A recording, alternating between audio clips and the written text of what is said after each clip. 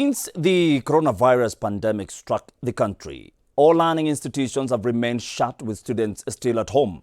Virtual learning has been embraced by the haves, while the have-not, who are the majority, have remained disadvantaged and almost losing hope of the future of their education. Our reporter Andrew Okero traversed the country of Machakos and prepared this special feature on the unbalanced future. Education is the best investment most parents consider venturing in by educating their children. But the investment has become poor since the coronavirus struck, rendering educational institutions helpless and without a clear indication to take. Along the way, programs were enrolled for online classes and broadcasting networks were incorporated, all in a bid to save the sinking ship of education.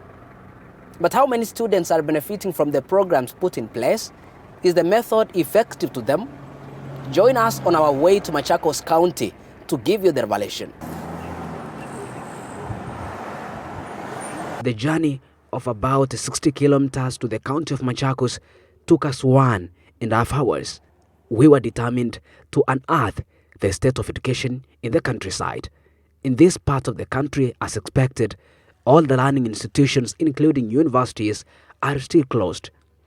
It's about 7 months since COVID-19 was first reported in Kenya, upon which all the learning institutions were closed with immediate effect, following the presidential directive.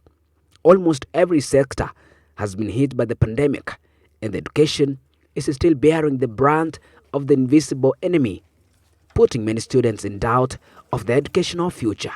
Unaweza pata tu umesota una credo ya kufanya nini, ya kupata updates from classes, hata uwezi communicate. Sababu hawasomi, hata wakienda shule sijui kama watasikia kitu. Sababu wamekaa sana, wakaanza maisha ingine ya kukaa huku nyumbani.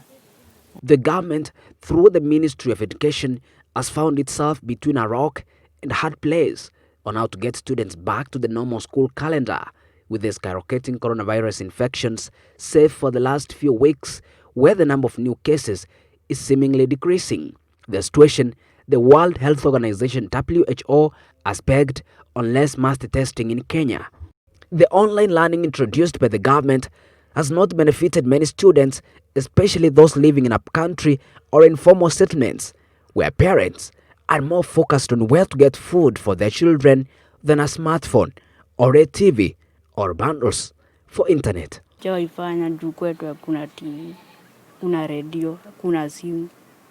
Yes, it could be an alternative if really in 2013 the laptop project was rolled out properly and digital learning program was done properly. It was badly done. Massive village in Kavombo is situated just a few kilometers from Machakos town. We are welcomed by a glaring poverty. Wanasoma kwa online, ukiwa una touch huwezi soma.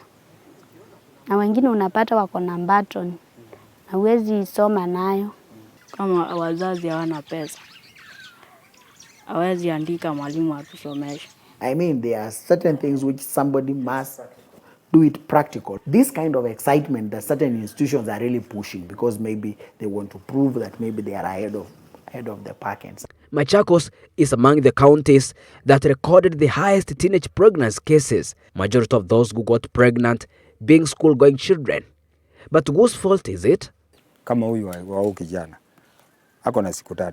Unajua msichana anaweza kwenda mahali kuna msichana mwingine. Anaenda mahali kuna mwanaume. Saa zingine unamuona usiku hata ukitaba huyo mtoto asikii sababu amefundishwa na wengi huko nje. And the answer is not reopening of schools. Our girls will still remain within our society. I have mentioned one thing. We are complaining in this country about loss of values. Family values are key. Amos Kaboro is an educational expert. He says children staying home for months does not translate to hopelessness. So unasoma ufanye nini?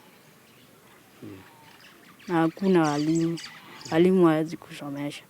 She may have forgotten 1 + 1 is equals to 2, but there's also so much converse which she has learned. So have we also stopped to ask ourselves, what have they gained that they didn't have? Parents are tasked with a unique responsibility to make sure that their children get the best upbringing. There are children who had never seen their parents. Father is away from 5 a.m. and comes back at midnight, from Monday to Friday. Now they have got time. People are able now to understand their children. Dr. Richard Bosire is a senior lecturer at the University of Nairobi and the chairman of the Lecturers Association at the university. Bosire has always been opposing the concept of virtual learning. Someone who comes to reports to university in sandals or with just one pair of trousers, how do you expect this person to buy a smartphone? Or how do you expect this person to buy a laptop? He says not many can even keep up with the digital learning. Let every student access the education. If we want to segregate and say children of the poor, we don't care about that, I think we should have taken the country back. Even though the Education Ministry is yet to officially decide when schools will reopen, depending on the country's COVID-19 curve, parents have expressed mixed reactions on resuming of schools. Serikali ifungue shule. Ijue vile inapambana na corona. Kwa sababu tutakosa sana na tutapoteza watoto wengi. We don't want to exercise jurisdiction of taking care of our children. We want others to do it. And particularly we want teachers to do it. A report issued by the Ministry of Health indicates that a lot of young people are already contracting the virus out of ignorance. So the question begs, if schools were to reopen by early next year as hinted by the Education Cabinet Secretary Professor George Magoha, will the government be ready to protect learners against the deadly virus? Invest heavily in expanding dormitories, classrooms, and all that. And if you expand dormitories and classrooms, you are going also to expand the number of teachers to teach, because a teacher cannot teach beyond a certain number of lessons.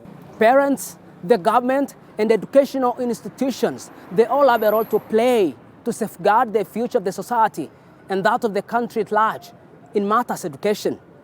You have a role. I have a role. We have a role. Andrew Okero, Switch TV, the Unbalanced Corona Education.